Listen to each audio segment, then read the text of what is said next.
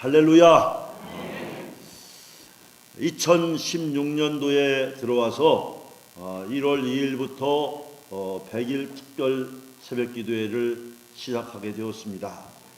한 50여 명의 궁금해하시는 분들이 있으셔서 자꾸 뒤에다가 물어보고 전화한다고 저한테 물어봐요. 알려줘야 되냐고 말해야 되냐고. 그래서 제가 오늘 다 계신 데서 말씀을 드립니다. 한 50여 명이 참여하고 있습니다. 궁금해하시는 분들은 안 오신 분들이잖아요. 오신 분이 뭐 궁금할 게 있겠습니까? 오시기 바랍니다. 아멘. 네. 아멘 하신 분들이 제가 보니까 한 90명 정도 되시네요. 내일부터는 100명이 모일 줄로 예측이 됩니다. 이거는 믿습니다 하면 안 될 것 같고 예측이 됩니다. 그렇게 될 줄로 믿습니다. 그래서 이 한 해의 이 100일 특별 새벽 기도회와 관련해서 이 기도는 참 중요한 일입니다. 우리 신앙의 힘은 기도에 있습니다. 그래서 이 주일 말씀을 통해서 아침 이야기를, 성경에 나오는 아침에 역사가 일어났던 이야기를 몇 가지 함께 나누려고 합니다. 오늘은 첫 번째 아침 이야기로 기도원에 관한 말씀을 함께 은혜를 나누려고 합니다. 사사기 6장 25절로 32절에 있는 말씀은 바로 이런 기도원에 이제 관한 이야기입니다. 어떤 이야기 가운데 이런 얘기가 있습니다. 공처가에 대한 얘기인데, 공처가인 사장님이 얼마나 공처가인지 나만 그런가 하고 다른 사람들도 이렇게 어떤가 해서 한번 자기 회사에 가가지고서 물었답니다. 사원들 다 모아놓고 아내가 무섭다고 생각하는 사람은 다 내 편으로 모이고 또 그렇지 않은 사람은 저쪽으로 가라고 이렇게 얘기를 했답니다. 그랬더니 사원들이 거의 다 이 사장 쪽으로 다 왔는데 한 명만 반대편으로 가더래요. 그래서 이 사장이 물었답니다. 자네는 정말 아내가 무섭지 않은가? 물으니까 그 사람이 대답을 하기를, 예, 오늘 제가 아침 출근을 할 때 제 아내가 말하기를 사람이 많이 가는 쪽으로는 가지 말라고 그래서 저는 이쪽으로 왔습니다. 그렇게 얘기를 하더랍니다. 이런 공처가와 비슷한 이야기를 예수님도 하셨어요. 우리 이런 얘기에는 좀 관심이 가지만 성경 얘기하면 제가 이렇게 설교를 꽤 오래 했거든요. 그래서 이렇게 뭐 이런 얘기 어서 이렇게 좀 자료 갖다가 얘기하면 눈이 반짝반짝 빛납니다. 저거 무슨 얘기인가. 그러다가 이제 말씀으로 들어가려고 하면 눈이 축 쳐져갖고 그래, 주여. 예수님도 이와 벌써 오래전에 2000년 전에 예수님이 말씀하셨어요. 뭐라고 말씀하셨습니까? 사람들이 많이 밀려가는 넓은 길로 가지 마라. 그랬죠? 예. 또 사람들이 너도나도 몰려가는 넓은 문으로는 들어가지 마라. 그것은 멸망으로 인도하는 길이요 파멸의 문이다. 그러면서 뭐라고 했어요? 좁은 문으로 들어가라. 좁은 문은 비록 찾는 이가 적지만 생명으로 인도하는 문이다. 할렐루야. 예수님이 하셨어요? 안 하셨어요? 하셨죠. 네? 그런데 우리는 예수님의 말씀을 새카맣게 잊고 살 때가 얼마나 많은지 몰라요. 이 아침 이야기라고 하는 것은 바로 예수 그리스도와 함께 동행하는 삶을 말하고 있는 줄로 믿습니다. 오늘 본문에 나오는 사람은 기드온입니다. 바로 기드온이 어떻게 하나님과 동행하고 어떻게 좁은 문으로 들어가고 어떻게 좁은 길을 선택함으로 인해서 이스라엘 백성들이 이 주어를 통해서 복을 받게 되었느냐. 사사기 6장의 이야기의 핵심은 간단합니다. 이스라엘 자손이 또 여호와의 목전에 악을 행함으로 인해서, 죄를 지음으로 인해서 여호와께서 7년 동안 그들을 미디안의 손에 넘겨주었다. 이 얘기입니다. 한마디로 사사기 6장의 흐름은 이스라엘 백성들의 이 흐름을 이렇게 보면 광야에서도 그랬고요. 이들은 배고프고 춥고 헐벗고 굶주리고 마음 괴롭고 외부적인 환경으로 악한 것들이 오고 하면 힘이 다 빠지면 천부여 이제 없어서 손들고 아이고 하나님 살려주세요. 또 하나님이 뭐 금방 들어주진 않아. 여러 가지 훈련들을 시키고 하나님이 또 자비를 베푸셔서 그들을 구해주시고, 그래서 좀 이제 시간이 지나고 괜찮아지면 또 이들이 하나님 잃어버리고 또 뭐 좋은 거 찾아가고 또 이것저것 하나님과 무관한 삶을 또 살죠. 그러면 하나님은 여지없이 이들에게 또 징계를 내리셔요. 그 중에 하나가 오늘 본문에 여호와께서 7년 동안 그들을 미디안의 손에 넘겨줬다 그런 얘기입니다. 이 환난, 미디안으로부터 받는 고통, 이 고통의 문제를 해결하는 이야기가 오늘 본문의 핵심입니다. 그러니까 또 견디다 못해서 처음에는 뭐 이것저것 해보지만 견디다 못한 이스라엘이 또 하나님께 부르짖죠. 6절 말씀을 보면, 사사기 6장 6절 말씀을 보면 이렇게 말씀하고 있어요. 우리 함께 한번 보십시다. 6장 6절. 이스라엘이 미디안으로 말미암아 궁핍함이 심한지라 이에 이스라엘 자손이 여호와께 부르짖었더라. 자, 뭐라고 했어요? 궁핍함이 심한지라. 누구 때문에? 미디안 때문에. 괴롭힘이 많아진 거예요. 감당할 수가 없는 거예요.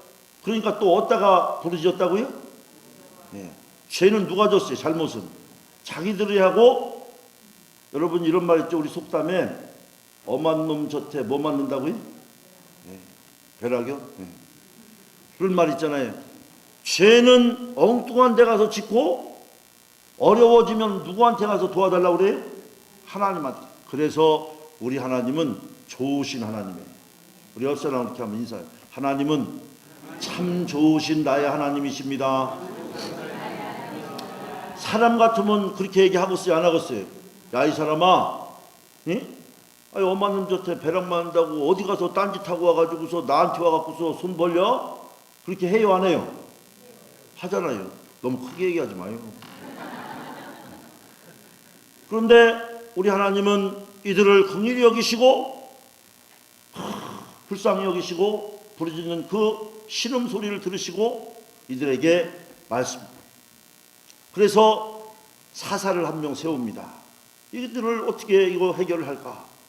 지도자 사사를 한 명 세워요. 당시의 사사는 이를테면 부족국가의 통수권자 이렇게 보면 되죠. 법을 해석하고 또 뭐 율법을 해석하고 하지만 사실상 뭐 사사 위에 다른 지도자가 없으니까 왕도 없고, 그러니까 그가 절대적 통치권자라고 이렇게 통칭 봐야 됩니다. 그래서 이 사사를 한 명 세우는데 그가 바로 오늘 본문의 주인공인 기드온이에요. 우리 한번 따라합시다. 기드온. 하나님께서 기드온을 사사로 삼으신 뒤에 사사는 뭡니까? 하나님의 명령을 행하는 사람이죠.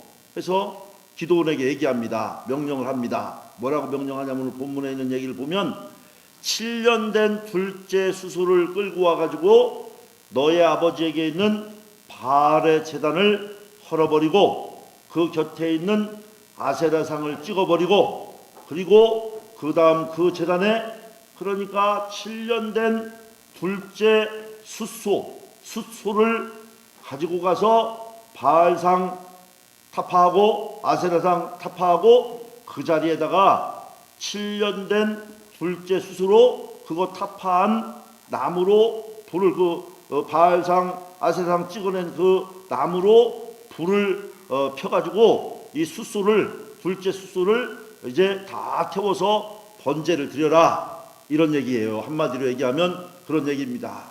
거기다 번제를 드려라. 기드온과 함께 했던 10명의 종들이 자, 여기서 이 상황이 그렇게 가벼운 상황이 아니에요. 이 배경을 우리가 조금 보면 이스라엘 백성들은 애굽에서 430년 종살이했죠. 40년 광야를 지나왔지 않습니까? 이게 쉽게 얘기해서 이게 쉬운 세월이 아니잖아요. 네? 430년도 고됐지만 40년도 광야의 나그네 길의 세월이 얼마나 버겁습니까? 그리고서 가나안에 와서 보니까 가나안의 원주민들이 믿는 신이 뭡니까? 바알신, 아세라신. 근데 이 바알신과 아세라신을 자기들은 만군의 여호와 하나님을 믿는다고 하는데, 하나님을 믿고 살아왔는데 큰분이 그냥 만나 주는 것만도 고맙다고, 아이고 하나님 감사 이슬 주는 풀에 맺힌 이슬도 감사 이렇게 근신이 왔는데, 광야 40년 전에 왔는데, 아이고 바알신을 섬기고 아세라신을 섬긴다는 이런 사람들이 사는 걸 보니까 너무너무 잘 살아요. 너무너무. 그런데 하나님이 이스라엘 백성들에게 요단강을 건너가기 전에 뭐라고 그랬어요? 너희는 가나안에 들어가서 어떻게 했어요? 그들의 신을 섬기고 그들의 문화를 잘 배우고 그들과 융화하라. 할렐루야. 아멘. 그렇게 하라고 하지 않았잖아요. 그들을 배우지 말고 그들의 우상을 타파하고, 그렇지 않습니까? 근데 가보니까 이 바알신, 우상신, 아세라신을 섬기는 사람들이 너무너무 잘 살고 그냥 막 향락에 사치에 풍요에 넘치는 거예요. 그러니까 이 사람들이 거기에 빠진 겁니다. 오늘은 그런 배경에서 이 내용이 나오는 거죠. 그러니까 이 사람들도 가나안에 들어가고 하나님은 안 무섭고 바알신이 무서운 거예요.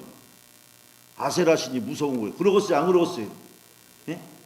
두 가지 이유에서 그럴 겁니다. 이 신이 보통 신은 아닌가 보다. 이 사람들 사는 거 보니까, 이 사람들 믿고 사는 거 보니까. 또 하나는 원주민들에 대한 두려움도 있을 거예요. 두렵죠. 무섭죠. 아직은 힘도 없고. 그래서 기도원은, 또 기도원이 누굽니까? 하나님의 명령을 어길 수 없고 10명의 이제 종들과 함께 낮에는 못하고, 오늘 본문에 보니까 낮에는 무서워서 바알신, 아세라신, 또 이 가나안의 원주민들 무서워서 못하고 밤에 가가지고서 그대로 합니다. 여기서 한 가지 더 우리가 살필 수 있는 것은 7년 된 둘째 숫소를 잡으라고 했잖아요. 7년은 뭡니까? 이 7년은 이제 사사기 6장 처음에 가보면 이스라엘 자손이 아까 우리가 한번 봤잖아요. 미디안의 손에 넘겨진 기간이 몇 년이라고 했어요? 7년이라고 했어요. 그래서 7년 된 둘째, 그 다음에 둘째라고 하는 것, 둘째 숫소는 최고로 이제 그 제사를 드리는 데서 귀하게 쓰여지는 거죠. 둘째라는 것은 뭐냐면, 이 얘기는 창세기 48장으로 올라가야 됩니다. 거기 가보면 야곱이 이제 야곱이 애굽에 가서 말년을 아들 덕을 보면서, 요셉의 덕을 보면서 호의호식하면서, 아들이 뭐 하는 사람이에요? 국무총리잖아요. 호의호식하며 인생의 말년을 잘 보내지 않습니까? 인생의 말년을 잘 보내고 죽게 될 때에 이스라엘 족속의 전통입니다. 이제 야곱이 손자들에게 축복을 하는 거예요. 그게 누굽니까? 므낫세와 에브라임 아시잖아요. 그래서 므낫세 지파, 에브라임 지파 나중에 보면, 그래서 므낫세와 에브라임에게 요셉의 아들들이죠. 축복을 합니다. 그래서 기력이 다 세한 야곱을 아들 요셉이 우리가 생각해 볼 때, 그래서 아버지 이리 오세요. 좀 수명이 다해 가니까 또 우리 아들들에게 축복해 주세요. 응? 그래서 데리고 이제 기력이 없는데 가서 축복을 해주는데, 이제 정신도 얼만큼 별로 없고 이런데, 그 아버지가 야곱이 요셉의 아들들에게 축복을 하는데 누가 위입니까? 누가 위예요? 므낫세. 므낫세가 형고 에브라임이 동생인데 할아버지 야곱이 축복을 하는데 이스라엘의 장자권의 축복 아닙니까? 오른손이 장자권인데 이 야곱이 그 오른손을 누구한테 줍니까? 에브라임에게 얹고, 그리고 왼손을 장남인 므낫세에게 얹어 축복을 하죠. 그래서 이 요셉이 보니까 아이고, 우리 아버지가 가실 때가 됐나 보다. 이게 아주 우리 아들도 구분을 못하고 장남 차남도 구분 못하고, 그래서 가서 손을 바꿔주는 거예요. 아버지, 얘가 므낫세고요, 얘가 에브라임이요. 손을 바꿔주니까 또 아버지가 또 그렇게 하는 거예요. 아버지 거기 여기 보면 성경의 배경을 보면 이거 갖고 상당히 신랑했을 거예요. 저도 우리 아버지하고 모기탕 가면 많이 싸우거든요. 이렇게 저렇게 신랑이 얼마나 있었겠어요. 그래서 사랑의 신랑이가 아마 있었을 거예요. 그래서 그런데 나중에 하다 보니까 이 야곱이 얘기를 합니다. 나도 안다. 자, 야곱 자신도 이런 경험을 했던 사람이에요. 경우는 조금 다르죠. 우리가 알잖아요. 야곱의 형이 누굽니까? 에서죠. 그래서 사실은 이삭의 복을 누가 받아야 됩니까? 에서가 받아야 되겠죠. 정상적인 이스라엘의 혈통으로 볼 때는. 근데 누가 받았어요? 야곱이 받았죠. 이 주인공이 누구예요? 야곱입니다. 야곱이 알겠어요? 모르겠어요? 지금 내가 오른손을 에브라임의 손에 얹고 또 왼손을 므낫세의 손에 얹는 것을 야곱이 지금 기력이 다 쇠했지만 알고 하는 겁니까? 모르고 하는 겁니까? 알고 하는 거예요. 그래서 나도 안다, 이런 얘기입니다. 자, 요셉이 아무리 아버지 손이 바뀌었다고 해도 이 얘기를 야곱은 거절하는 거죠. 그리고 중요한 말을 합니다. 그의 아우가 그보다 큰 자가 되고 여러 민족을 이룰 것이다. 그리고 에브라임을 므낫세보다 앞세우게 되었던 이야기가 창세기 48장에 나오는 얘기입니다. 한번 잠깐 보십시다. 창세기 48장 19절 20절 말씀을 보면 이렇게 말하고 있습니다. 함께 보십시다. 그의 아버지가 허락하지 아니하며 이르되 나도 안다. 내 아들아 나도 안다. 그도 한 족속이 되며 그도 크게 되려니와 그의 아우가 그보다 큰 자가 되고 그의 자손이 여러 민족을 이루리라 하고 그날에 그들에게 축복하여 이르되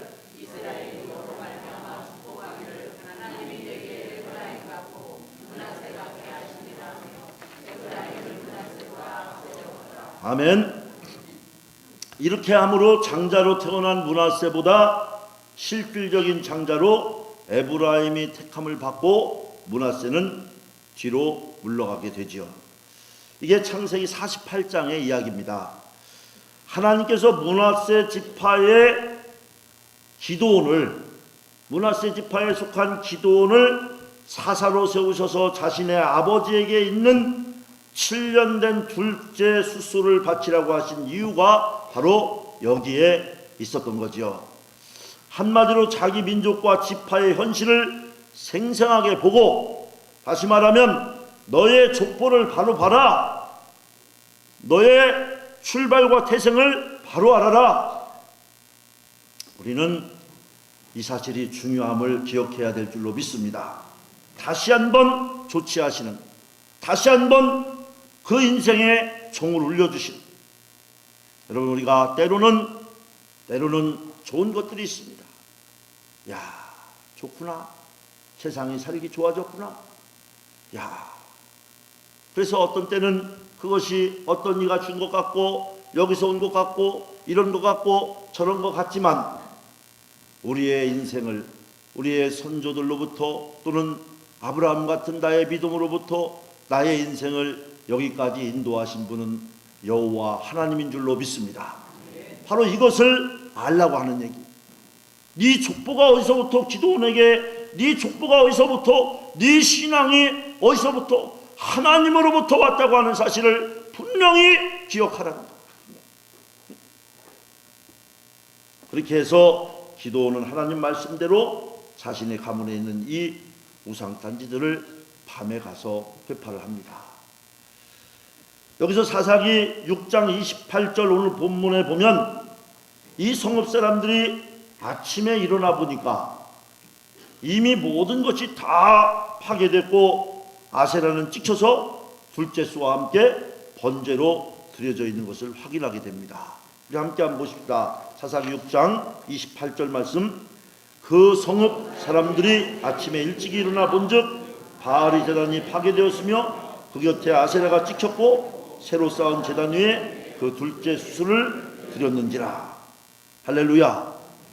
자, 하나님이 얘기한 대로 했어요. 이 놀라운 일이 벌어진 것에 서로 놀라면서 이리저리 이 가나안의 그 세력가들이 바알신 믿고 아세라신 믿는 사람들이 소위 조사를 해보니까 우리 같은 우리 한국 같으면 국가안전기구를 동원해 갖고 조사를 했겠죠. 미국 같으면 CIA를 동원해서 조사를 해보니까 바로 나왔습니다. 요아스의 아들 기드온의 소생입니다. 곧장 요아스에 가서 이 기드온을 끌어내라고 하고 당연히 이 기드온을 죽여버리겠다고 난리를 칩니다. 오늘 본문에 보면 이 아주 분노를 하고 그러는데 이것은 단순한 분노라기보다 그들 가운데 그들의 깊은 곳에서 평화가 깨지고 또 깊은 곳에서 뭔가 파장이 일어나는 그런 불안감, 공포, 그게 분노로 이렇게 표출이 되고 있는 거예요. 큰일 났다는 얘기죠. 왜 큰일 났습니까? 그거 믿고 살았는데, 바알신 그거 믿고 살았는데, 아세라신 그거 믿고 살았는데, 믿는 도끼에 발등 찍힌 정도가 아니라 이게 믿는 도끼가 완전히 날아가 버렸어요. 큰일 났어요. 그러니까 화는 내고 있지만 사실은 그보다 더한 것은 그들의 마음속에 왠지 모를 불안감들이 엄습해 오고 있는 겁니다. 이스라엘 백성들이 가나안에 갈 때에 가나안 땅에서의 전해지는 이야기에 의하면 바알신은 비와 이슬의 주인이라고 불리는 풍요의 신으로 알려져 있습니다.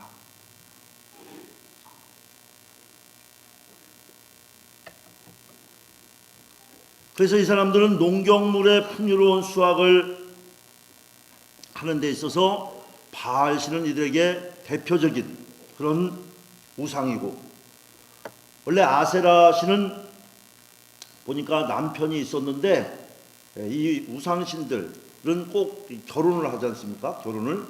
그래서 여러분들 날씨 해가 이렇게 뜨고서 비 오면 뭐라 그래요? 해 뜨고 비 오면 뭐라 그래요? 예?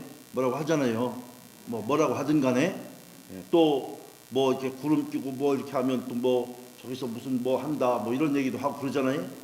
이게 다 이 우상신들의 특징은 결혼을 해서 그들의 힘을 이렇게 모아가는 그런 그 의미를 갖고 있는데, 이 아세라 신의 남편이 몰락을 하고 바알이 가장 그 풍요의 신의 대표 주자로 쓰니까 이 여자라고 여자 신이죠. 이 여자 신이 신발 바꿔 신고 바알 신하고 붙은 거예요. 그래서 최고의 신의 파워, 최고의 우상신의 파워를 형성하고 있는 상태입니다. 그래서 바알신, 아세라신 여러분 들어봤잖아요. 바알신 하면 아세라신 이렇게 들어봤지 않습니까? 이들이 부부가 됐어요. 원래하고는 좀 다르게. 이 아세라신은 큰 가슴을 부각시켜서 목각으로 제작되어서 모시고 있던 다산의 신으로 알려져 있는데, 다산 또 단홍 풍요를 상징하는 그런 의미를 가졌고, 거기에 쾌락과 풍요와 또 성적인 그 쾌락까지 조장하게 하는 신으로 알려져 있습니다. 그래서 이 가나안 땅에서 적어도 바알신, 아세라신은 이스라엘 백성들이 이제 볼 때 들어와서 보니까, 가나안에 들어와 보니까 이야, 이거 대단한 거예요. 엄청난 거예요. 이 바알과 아세라를 통해서 풍요로움을 선물 받고 성적인 쾌락과 육체를 가지고 누릴 수 있는 모든 즐거움들을 누리게 되는 모든 기회들을 확보하는 이 일을 누가 포기하겠습니까? 여러분 같으면 포기하겠습니까? 여러분 같으면 이 유혹을 쉽게 물리칠 수가 있겠습니까? 나는 나와 내 집은 오직 여호와만 섬기겠다고. 여러분, 이것을 구체적으로 오늘 우리가 살아가는 삶 속에 나에게 누군가 선물로 주거나 나의 환경에 어떤 것들을 준다고 할 때 우리가 말씀의 터 위에, 정말 반석의 말씀 위에 세워지는 것과 우리의 현실 가운데에 주어지는 물질의 풍요로움과 생활의 안락함과 환경적인 좋은 조건들과 여러 가지, 이제 선거 때 보면 고무신 한 켤레 밥 한 끼 먹고도 표가 날아간다고 하는데, 이런 보장되는 이런 풍요를, 이런 유혹을 누가 포기할 수 있겠습니까? 오랫동안 여기저기 유리하며 고생한 사람들이 정착한 땅에서 풍요와 쾌락을 꿈꾸는 것은 어쩌면 그냥 무너져 내리는 것을 누가 뭐라 할 수도 없지 않겠습니까? 자신들의 꿈과 맞아떨어지는 이런 신들을 포기한다는 것 쉽지 않습니다. 그들의 일상은 아침에 일찍 일어나 이 우상단지들이 잘 있는지 확인하는 것부터 하루가 시작이 됩니다. 우리나라 사람들도 옛날에 다 아파트 그 주택 문화일 때 아침에 가장이 제일 먼저 일찍 일어나고 뭐부터 합니까? 뭐 해요? 아침에 가장이 제일 일찍 일어나서 뭐 합니까? 대문 안 열어요? 옛날에 어른들, 그렇죠? 여기는 대문 잠그고 사나 보죠. 아침에 일어나면 먼저 대문을 열죠. 왜 대문을 엽니까? 복이 들어오라고. 여러분들 뭐 그거하고는 전혀 관계없는 분들 같은데 다 그랬습니다. 옛날에 보면 아침 일찍 일어나면 먼저 대문부터 복 들어오라고. 바로 이와 같이 자기들에게 풍요를 선물해주는 신들의 안위를 먼저 확인하는 것으로 그 신들이 주는 삶의 질의 문제까지 해결받는 심리적인 안정으로 하루하루를 시작합니다. 이들의 삶 속에서. 그런데 지금 어떻게 됩니까? 아침에 일찍 일어나 보니까 어떻게 됐어요? 그 믿었던 신이 어떻게 됐습니까? 박살이 났어요. 큰일 났어요. 큰일 나. 풍비박살이 났어요. 아침에 일찍이 일어나 자신들이 모시고 있던 신의 안위를 확인하고 자신들의 그날의 풍요로운 삶에 대한 심리적 보상이나 보장이 한순간에 철저하게 무너지는 순간이 찾아왔던 것입니다. 그들의 일상은 조금 더 나아질 거야. 더 잘 살고 더 풍요롭고 더 떵떵거리며 어느 순간에 이제 그 의지하던 것들이 털을 잡고, 물질의 기반이 털을 잡고, 권력의 기반이 털을 잡고, 내 지식의 기반이 털을 잡고, 더 좋아질 거야, 더 재밌게 살고, 내 인생에 경종을 울리는 소리는 들려오지 않고, 걱정하지 마, 더 좋아질 거야, 이것 봐, 더 괜찮아질 거야 하면서 술에 취하고 여자에 취하고 섹스에 취하고, 그리고 그 전날 밤에도 역시 그와 같은 삶을 오래 누리기를 원하는 마음으로 그와 같은 삶을 살고 잠자리에 누웠다가, 그리고 어느 때와 마찬가지로 그 바알산과 아세라 신을 자기들을 보장해주는 신으로 믿고 안전을 확인하고 시작하려고 하는데 바알과 아세라가 완전히 박살이 난 겁니다. 오늘 본문의 이야기는 여기서 끝쳐집니다. 사랑하는 성도 여러분, 오늘 나에게 있어서 바알같이 아세라같이 내 삶에 하나님이 아닌 것으로 안전판이 굳어져가고 상당히 그 터가 좋아져가고 있는 것들이 무엇입니까? 그것은 우리에게 결코 영혼을 보장하지도 못할 뿐만 아니라 여기 자고 일어났더니 아침에 바알 신상과 아세라 상이 회파된 것처럼 어느 날 하루아침에 무너질 수 있다는 사실을 기억해야 될 줄로 믿습니다. 저와 여러분의 기초가, 저와 여러분의 기둥이, 저와 여러분의 심지가, 저와 여러분의 삶의 중심이 말씀에 서 있지 않다면 어느 한순간에 우리의 건강이 무너질 수 있습니다. 어느 한순간에 그렇게 의지하던 사업이 무너질 수 있습니다. 그렇게 철밥통 같고 신의 직장 같던 그러한 내가 의지하던 직장에서 어느 한순간에 끊어질 수 있다는 것입니다. 어느 한순간에 내 가정에, 내 자녀의 앞길에 자고 일어났더니 무너지는 일이 일어날 수 있다는 것입니다. 이것이 하나님을 떠난 자의 삶이라고 하는 것입니다. 아침에 일찍이 오늘은 더 견고하게 하려고 희망을 가지고 일어났더니 그 희망이 무너져 내려 있더라는 것입니다. 이것이 이 상태가 하나님을 의지하지 않고 그 말씀을 따라 살지 않은 자들의 궁극적인 삶의 결과요, 희망 없는 자들의 삶이라는 것을 우리는 기도원의 아침 이야기를 통해서 깨달아야 될 줄로 믿습니다. 그러므로 우리는 새벽을 깨우는 삶이 되어야 할 줄로 믿습니다. 허공을 치는 삶이 되지 않아야 할 줄로 믿습니다. 행복과 사랑과 감사와 축복과 건강은 하나님에게서 오는 줄로 믿습니다. 그분의 털을 내리고 있는지, 그 뿌리에서 내가 오늘도 살아가고 있는가? 아니, 그 뿌리를, 그 털을 견고하게 할 때 우리는 축복의 기둥이 될 줄로 믿습니다. 새벽은 바로 이 하나님을 만나는 시간입니다. 기도하겠습니다. 자리에서 일어나시고